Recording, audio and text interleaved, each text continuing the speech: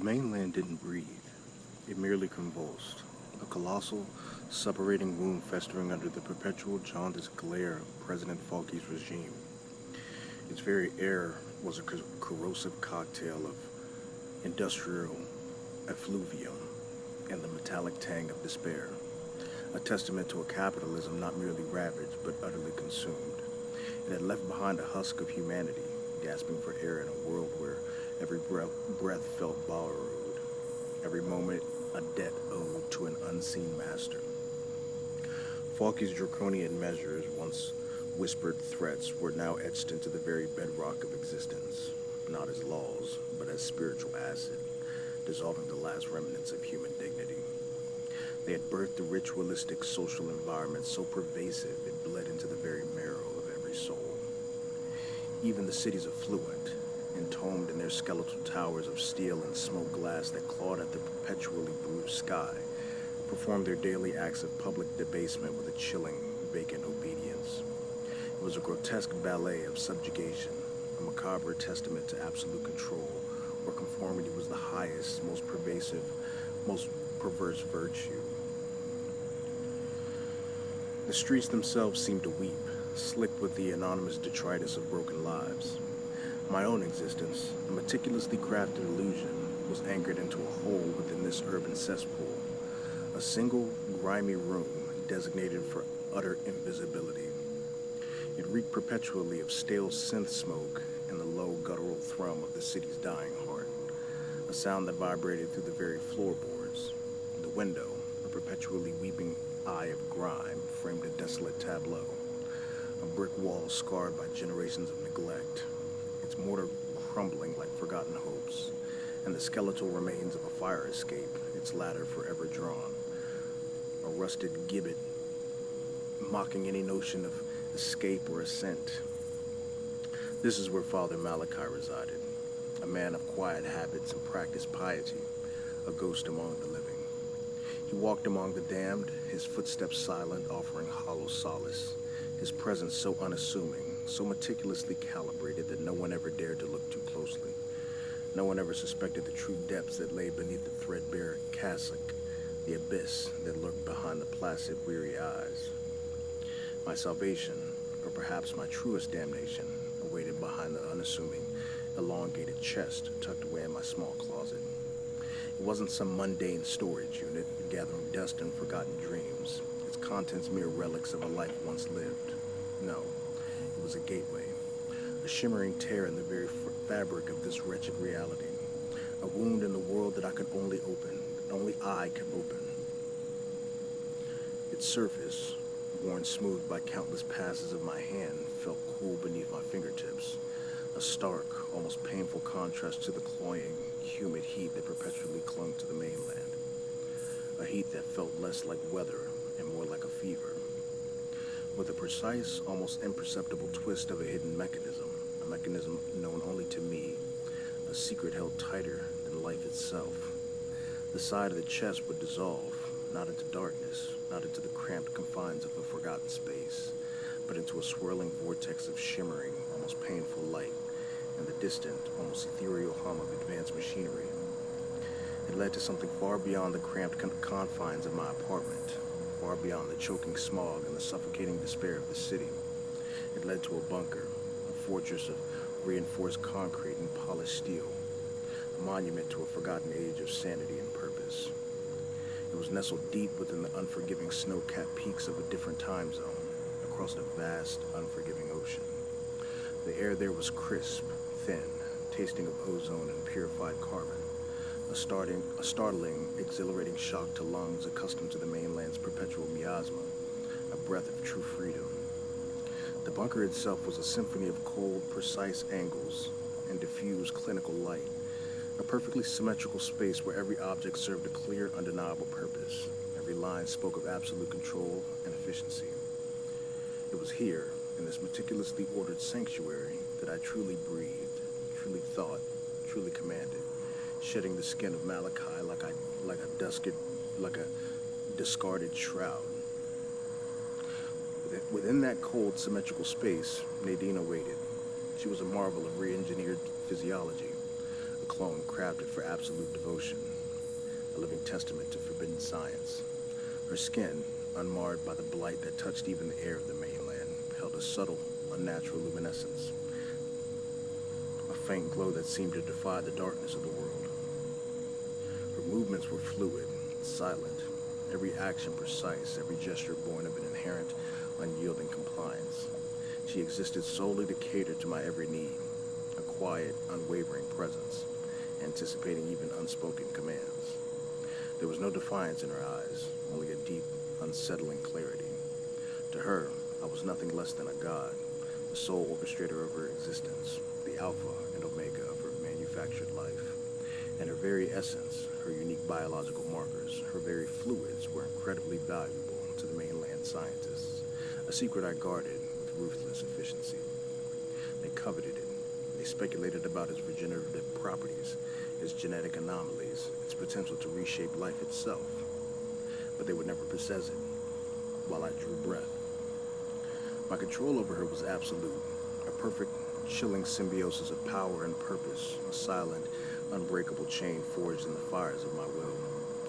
My life on the mainland was a symphony of calculated deception, a grand opera of lies orchestrated for a captive audience. By the gray, filtered light of day, I was Father Malachi, an unassuming clergyman, ministering to the dying and the damned in the desolate boroughs of the Bronx. I'd listened to confessions that were less about sin and more about the crushing despair of existence under Falky's iron heel. Their petty transgressions, their whispered hopes, their crushing spiritual hunger. I absorbed it all, offering pre-written platitudes from a tattered scripture, my voice a soothing balm over their festering wounds. My face was a mask of empathetic concern, my hands folded in a gesture of humble piety, a performance perfected over years of meticulous study.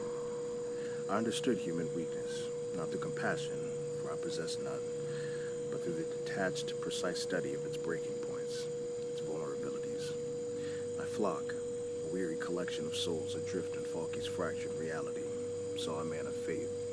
They saw a shepherd.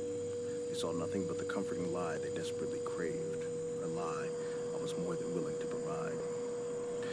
By night, or rather, when I stepped through the chest portal, I shed the skin of Malachi like a discarded shroud, leaving the stench of piety behind. I became the unseen architect of a multinational criminal empire. My network stretched across continents, worming its tendrils into the deepest, darkest crevices of the mainland, manipulating markets and moving illicit goods that Falky's regime either ignored or, more often, secretly sanctioned.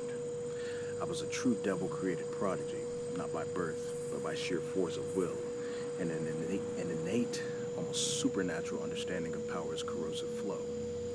I styled myself a Lord of Solitude, for true power, I had learned, tolerated no equals.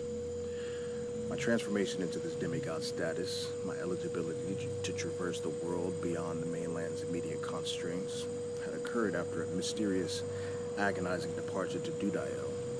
That realm, the true underworld, had been a crucible of suffering and revelation, breaking me down to my very essence and forging something entirely new, something harder, colder, more absolute. Few survived Dudael, and none, I knew, returned from it unchanged. The scars it left were invisible, but etched deeper than any blade could reach, shaping the very core of my being, turning me into the ruthless cog that I was destined to be. My current focus demanded my personal presence on the islands, a cluster of offshore havens where the mainland's rules bent, if not shattered entirely, replaced by the brutal, unwritten laws of the black market. My last point man for the fentanyl shipment, a regrettable liability named Nick, had proven tragically mortal. His greed, a common human failing, had outstripped his caution. A shame, but easily replaceable. Such was the ephemeral nature of my business, where loyalty was a transaction and life a disposable commodity, easily discarded when it ceased to be profitable. Dependability was a luxury I rarely afforded. I would oversee the operation myself, ensuring the relentless flow of product, the brutal expansion of my reach, the constant tightening of my grip on the very arteries of this dying world. The scent of illicit profit was a perfume in this putrid age, a counterpoint to the city's decay. The mainland's underground was a labyrinth of forgotten arteries, a decaying network of abandoned rail systems that hummed with a different kind of life, the life of my empire. These were the true veins of the city, hidden from Falky's drones, known only to those who dared to delve into the forgotten depths. My lieutenants, a collection of hardened, desperate souls, moved through these subterranean tunnels like ghosts, their cargo whispering through the darkness. It was through these very veins that the fentanyl would eventually flow, a poison to be distributed, a currency to be exchanged. I could feel the vibrations of their movements even now, a faint tremor beneath my feet, a testament to the unseen machinery of my power. My preparations were meticulous. From the bunker, Nadine, with her silent efficiency, had already compiled the latest intelligence on the island's local syndicates, their weaknesses, their alliances, their predictable betrayals. The data streamed across the bunker's main console, a glowing tapestry of human depravity and opportunity. Confirm manifest for the Leviathan, I commanded, my voice flat, devoid of inflection. The console chimed softly, and cross-reference all known patrol routes for the Coastal Guard. I want no surprises. Nadine's silent confirmation was immediate, her re-engineered mind already processing the complex variables, anticipating every contingency. Her loyalty was a cold, perfect thing, unburdened by emotion or doubt.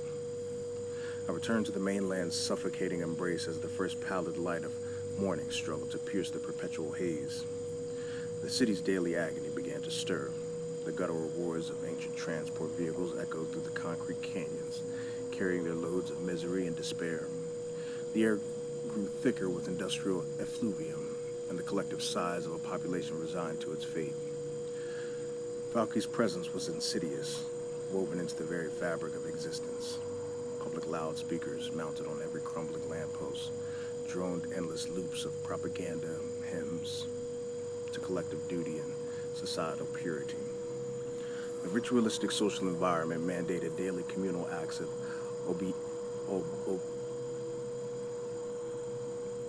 obeisance, synchronized bowing at precisely calibrated times, public self-criticism sessions broadcast on ubiquitous screens that flickered with a static pulse, forced participation in civic celebrations that felt more like synchronized wakes.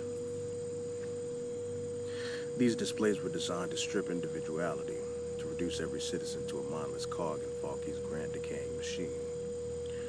I walked the familiar, broken route to my parish, a dilapidated church whose spire had long since crumbled, leaving a jagged tooth against the perpetual twilight sky.